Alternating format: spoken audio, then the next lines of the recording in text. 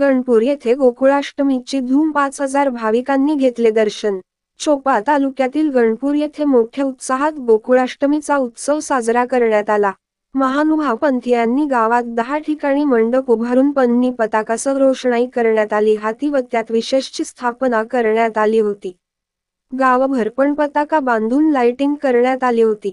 दिवसभर व रात्री 12 वाजेपर्यंत सुमारे 5,000 भाविकांनी आरास केलेल्या ठिकाणी मांडण्यात आलेल्या विशेष अशा मूर्तींचे दर्शन घेऊन पाळण्याचे दर्शन घेतले.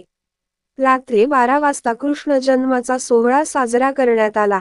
त्यावेळी आरती आणि कृष्णाचा पाळणा म्हणण्यात आला. त्यानंतर प्रसादाचे वाटप करण्यात आले. यावेळी मोठी आतिषबाजीही करण्यात आली.